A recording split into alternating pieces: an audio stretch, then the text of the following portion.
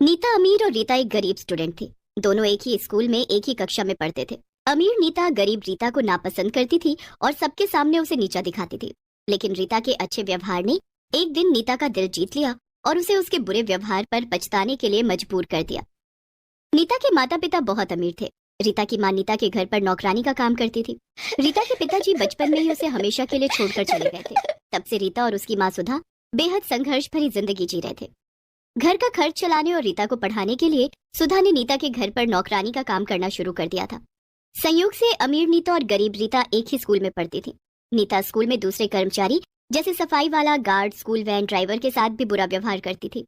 School के सभी कर्मचारी उसके बर्ताव की निंदा करते थे, लेकिन अमीर होने के कारण कोई कुछ कहने से डरता था। दरअसल नीता के पिता एक बड़े बिजनेसमैन थे और स्कूल को अच्छा खासा डोनेशन देते थे। स्कूल में नीता सबके सामने रीता को नौकरानी की बेटी कहकर बुलाती थी। ए नौकरानी की बेटी, इधर आ। बोलो रीता, तुमने मुझे क्यों बुलाया? क्या तेरी इतनी हिम्मत? तू मुझे मेरे नाम से बुलाएगी? याद रख, तू एक नौकरानी की बेटी है। तेरी माँ मेरे घर पर नौकर है। तेरी माँ मेरी माँ को मालकिन कहकर बुलाती है। तू भी मुझे छोटी मालकिन बोला कर। ठीक है छोटी मालकिन। अब सुन, ये ले मेरी कॉपी और कल मेरा होमवर्क तैयार करके ले आना। और हाँ, ध्यान रहे, हैंडराइटिंग सेम नहीं होनी चाहिए। अगर होमवर्क नहीं किया और किसी को कुछ बताया तो तेरी माँ को काम से निकलवा दूंगी। ठीक है छोटी मालकिन, मैं होमवर्क करके ले आऊंगी। आप मेरी माँ को काम से मत निकलवाना, मैं किसी को कुछ नहीं बताऊंगी। नीता हंसती हुई कहती है।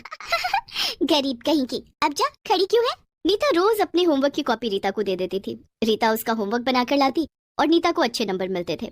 हैंडराइटिंग मैच न करे इसलिए रीता नीता को होमवर्क दाहिने हाथ से करती और अपना होमवर्क बाएं हाथ से। नीता घर पर जाकर सिर्फ सोती, खेलती और टीवी देखती। एक दिन नीता के पिता ने उससे पूछा, नीता बेटी, तुम रोज स्कूल से आने के बाद खेलती हो और टीवी देखती हो, क्या तुम्हें होमवर्क नहीं मिलता है? होमवर्क मिलता है पापा, जब आप और मम्मी सो जाते हैं तब मैं रात को जागकर अपना होमवर्क पूरा करती हूँ। लेकिन नीता बेटी, तुम देर रात को क्यों जागती हो? अपना होमवर्क जल्दी पूरा करके जल्दी सो जाया करो। ठीक है पापा। नीता अब झूठ मूठ कॉपी पेंसिल निकाल कर होमवर्क करने का नाटक करती। उसका असली होमवर्क तो रीता करती थी। रीता पढ़ने में काफी होशियार थी। वो नीता का होमवर्क करके लाती और नीता को अच्छे रिमार्क्स मिलते थे। क्लास में टीचर नीता की कॉपी की बहुत तारीफ करते थे। एक दिन की बात है, नीता का बर्थडे था। नीता के घर में बड़ी सी पार्टी थी। नीता ने अपनी सभी सहेलियों को पार्टी में बुलाया था। रीता की माँ सुधा पार्टी में आए मेहमानों के लिए नाश्ता बना रही और रीता उसकी मदद कर रही थी। पार्टी में सभी मेहमानों के आने के बाद नीता एक बड़ा सा केक काटती है। रीता दूर खड़ी ये सब देख रही थी। नीता अपनी सहेलियों से कहती है, वो देखो गरीब रीता वहाँ खड़ी होकर केक को घूर रही है। बेचारी ने कभी बर्थडे नहीं मनाया होगा, गरीब है ना, कभी केक का स्वाद भी नहीं चखा होगा। नीता की सारी सहेलियां हंसने लगती हैं। तभी नीता ने अपने हाथ से केक का एक टुकड़ा नीचे जमीन पर गिरा दिया और रीता को बुलाकर कहा, रीता यहाँ ना। जी छोटी मालकिन, आपने मुझे बुलाया? ये केक का टुकड़ा नीचे गिर गया है, मैं इसे फेंकना नहीं चाहती, तुम इसे खा लो। नहीं छोटी मालकिन, भले ही मैं गरीब हूँ लेकिन नीचे गिरी हुई चीज नहीं खाती।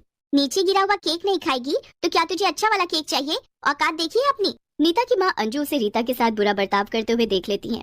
अंजू वहाँ आती है और नीता को एक प्लेट में केक खाने के लिए देती है। रीता बेटी, ये लो केक खाओ। माँ, उस गरीब रीता को केक देने की क्या जरूरत थी? नीता बेटी, कोई पैसों से अमीर या गरीब नहीं होता। इंसान अपने अच्छे व्यवहार से पहचाना जाता है, ना कि पैसों से। रीता गरीब है तो क्या हुआ, वो भी तुम्हारी तरह एक इंसान है और हम सब इंसान बराबर हैं। कोई किसी से बड़ा या छोटा नहीं है। रीता केक खा रही थी। उसी समय उसकी माँ सुधा वहाँ आकर मेहमानों के जूठे बर्तन उठाने लगती है।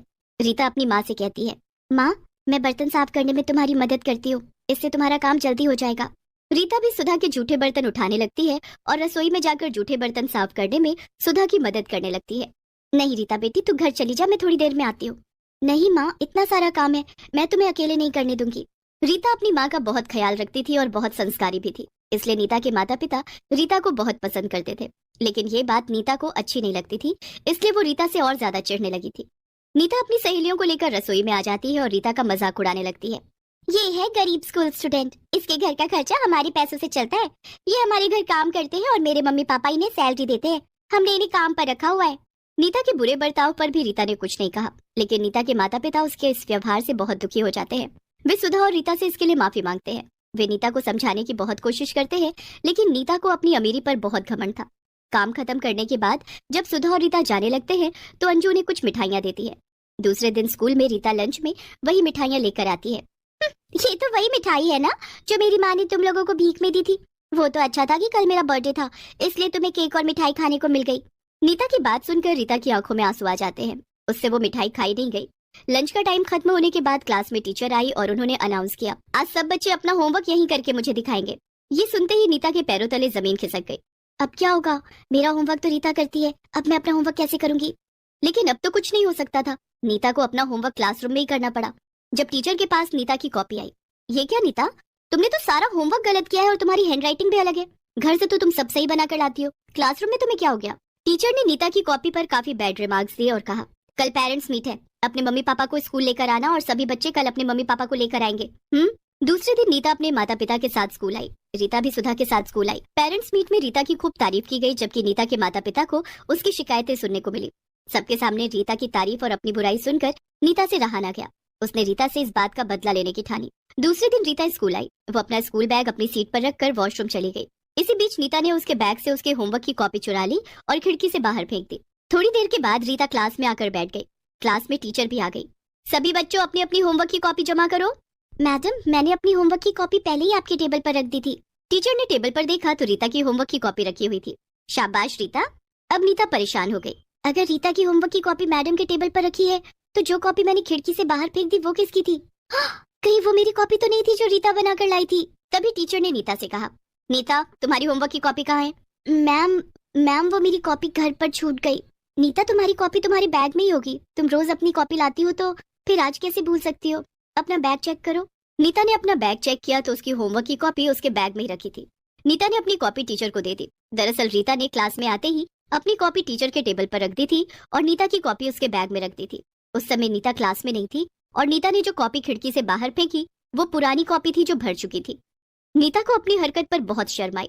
स्कूल की छुट्टी होते ही वो रीता के पास गई और बोली, मुझे माफ कर दो रीता, मैंने हमेशा तुम्हें नीचा दिखाया और तुमसे अपना होमवर्क करवाया। आज भी मैंने तुम्हारा बुरा करने की कोशिश की, लेकिन फिर भी तुमने मेरी मदद की। नीता, तुम्हें अपनी गलती का एहसास हो गया, मैं यही चाहती थी। देखो नीता, तुम्हें अपना होमवर्क खुद करना चाहिए, नहीं तो तुम पढ़ाई में बहुत पिछड़ जाओगी।